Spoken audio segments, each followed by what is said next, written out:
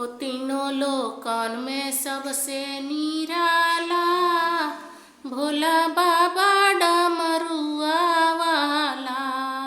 तीनों लोकवा में सबसे निराला भोला बाबा डमरुआ वाला।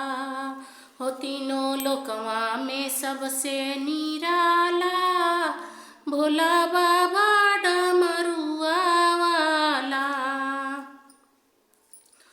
हो भोला धानी हवे महादानी है। हो भोला दानी हवे महादानी है। हो त जोगी हवे औगड़दानी है। हो भोला दानी हवे महादानी है। उत जोगी हवे औगड़दानी है। हो पूरा दुनिया के हमें रखवाला हो भोला बाबा डमरुआ वाला।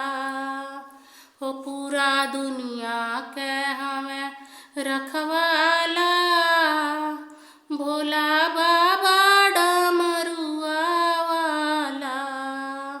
हो तीनों लोकवा में सबसे निराला भोला बाबा डमरुआ वाला। हो तीनों लोकों में सबसे निराला भोला बाबा डमरुआ वाला। हो तीनों लोकवा में सबसे निराला भोला बाबा डमरुआ वाला। हो सब दुखिया लाचार जे भी करेला पुकार। हो केहू दुखिया लाचार जे भी करेला पुकार।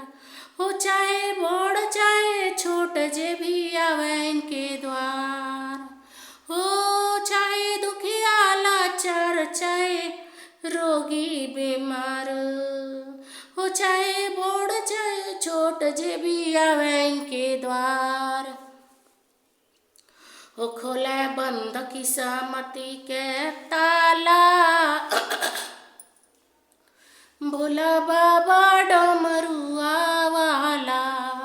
हो खोले बंद किस्मती के ताला भोला बाबा डमरुआ वाला। हो खोले बंद किस्मती के ताला भोला बाबा डमरुआ वाला। हो चाहे ऊंच चाहे नीच केहू होखे हो। हो चाहे ऊंच चाहे नीच केहू पावे इनके द्वार। हो भोला बाबा हो सबही से करे न प्यार। हो चाहे ऊंच चाहे नीच जे भी आवे इनके द्वार। भोला बाबा हमार सबसे करे न प्यार।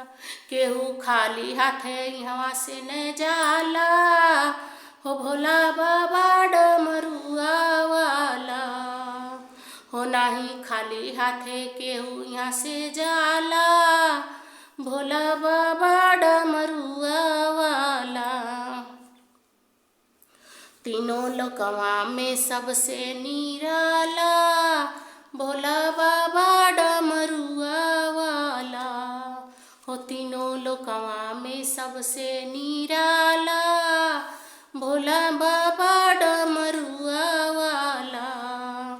हो तीनों लोकवा में सबसे निराला भोला बाबा डमरुआ वाला।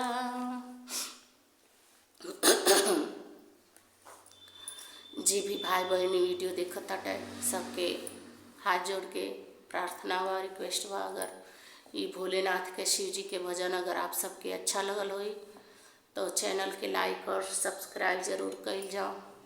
कमेंट बॉक्स में हर हर महादेव जरूर लिखल जाओ। जय शिव गुरु, हर हर महादेव, जय भोलेनाथ।